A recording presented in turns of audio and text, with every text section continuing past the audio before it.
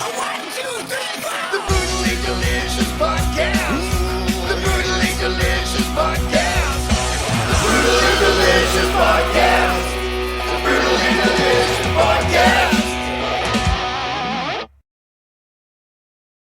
What's up, everybody? This is Dark Macek with Brutally Delicious, coming at you with a review of Ascension's brand new album, Under the Veil of Madness. So, I usually start these reviews off by saying what I think the band broadly sounds like.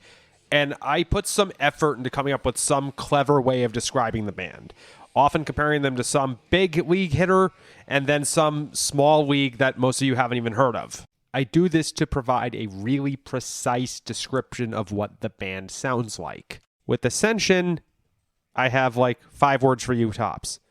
Dragon Force, old style, new singer. And by that, I mean it sounds musically like old Dragon Force, but the vocals sound more like Mark Hudson. Normally, I try to find something to describe the singer, something to describe the guitar player, the production, the drummer. This really just sounds like old Dragon Force. The first track, Sayonara, was the single, and it really had this great bitchin' chorus. There's some very obvious auto-tune on the vocals that maybe stylistically lend some credence. I wasn't a huge fan of it. If it sounds like I'm being too harsh, the band The Reckless Love, I'm a huge fan of them. They definitely use autotune. I'm pretty sure Volbeat uses autotune. This just seems like it's done dramatically for effect. I really can't overstate this. The guitar solos really sound like old Dragon Force. On the song Megalomaniac, there's this weird circus-y instrumental break. It's not a guitar solo. It reminds me kind of like the break in Wisdom of the Kings by Rhapsody, except it manages to be even more campy. This is all high praise. We're talking about power metal. Camp is good. The song Monsters. Yeah, this shit has a great chorus. I loved it. Let me stop here just to say, these song titles are totally reminiscent of, you guessed it, Dragon Force, specifically Valley of the Damned and Sonic Firestorm era. We're talking song titles like Last Winter's Night, Power of 1,000 Suns. That one sounds a bit like Rhapsody, actually. Pages of Gold. Yeah, power metal. I feel like I'm being a little harsh here. These songs are really fun. The vocals are great. The drumming's amazingly energetic. I'm actually curious whether they're programmed because the bass drumming is inhumanly fast. All in all, really, really good power metal. It's just easy to poke fun at them because they sound so much like Dragon Force. Back to the songs. Is that a bass solo I heard in Last Winter's Night?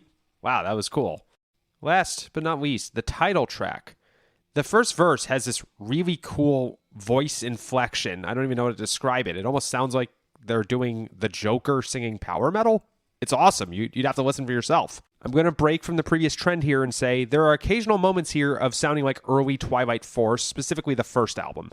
Now, the title track, I think, was by far the best song on the album. I actually replayed the last minute and a half of the song twice. There's a great key change in the last chorus that just had me coming back. Great songwriting, great production, great power metal. Here's an album. This is going on my phone because I'm going to listen to this again. There's nothing wrong with wearing your influences on your sleeve. Not metal, but I'm actually a big fan of mid-90s Oasis. Listen to the chorus of She's Electric and then go listen to the chorus or bridge or whatever you'd like to call it of While My Guitar Gently Weeps. Obviously derivative, but still great. You know what they say, good artists borrow, great artists steal. I'm not accusing this band of plagiarism in the slightest. In fact, I can't even identify a single riff that I can trace back to Dragon Force as kind of just the entire product. So for some of my friends that aren't a big fan of Dragon Force post-ZP, I will be recommending them this album. Rock on. Hello out there. Yes, hello out there, everyone. I'm Hal Schwartz. And I'm Flynn McLean. Together we host None But the Brave, a podcast dedicated to the music and career of Bruce Springsteen. Bruce and E Street Band are on tour right now for the first time in 6 years, and we're taking a detailed look at what's happening on stage in our bi-weekly episodes. We've also been recently joined by some very exciting guests, including rock journalist Warren Zanes and Stephen Hayden, Backstreet's Magazine founder Charles Cross, and Barstool's Kirk Minahan. If you're a diehard Springsteen fan, this is the show for you. So please subscribe to None But the Brave on your favorite podcasting platform, and we hope to see you further on up the road. Thank you so much. We'll be seeing you.